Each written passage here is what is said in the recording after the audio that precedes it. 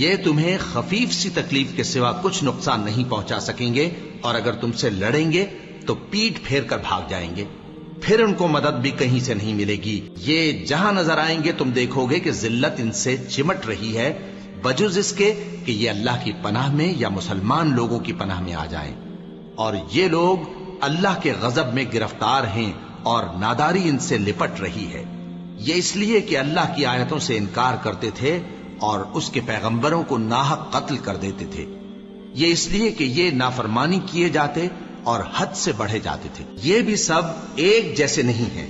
ان اہل کتاب میں کچھ اچھے لوگ بھی ہیں جو رات کے اوقات میں اللہ کی آیتیں پڑھتے اور اس کے آگے سجدے کرتے ہیں۔ وہ اللہ پر اور روز آخر پر ایمان رکھتے اور اچھے کام کرنے کو کہتے اور بری باتوں سے منع کرتے اور نیکیوں پر لپکتے ہیں، اور یہی لوگ نیکوکار ہیں۔ اور یہ جس طرح کی نیکی کریں گے اس کی ناقدری نہیں کی جائے گی، اور اللہ پرہیزگاروں کو خوب جانتا ہے۔ جو لوگ کافر ہیں ان کے مال اور اولاد اللہ کے مقابلے میں ان کے ہرگز کام نہ آئیں گے، اور یہ لوگ اہل دوزخ ہیں کہ ہمیشہ اسی میں رہیں گے۔ یہ لوگ جو مال دنیا کی زندگی میں خرچ کرتے ہیں اس کی مثال آندھی کسی ہے جس میں سخت سردی ہو، اور وہ ایسے لوگوں کی کھیتی پر جو اپنے آپ پر ظلم کرتے تھے چلے اور اسے تباہ کر دے۔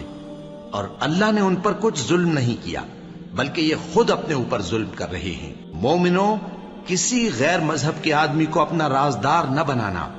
یہ لوگ تمہاری خرابی میں کسی طرح کی کوتاہی نہیں کرتے اور چاہتے ہیں کہ جس طرح ہو تمہیں تکلیف پہنچے۔ ان کی زبانوں سے تو دشمنی ظاہر ہو ہی چکی ہے، اور جو کینے ان کے سینوں میں مخفی ہیں وہ کہیں زیادہ ہیں۔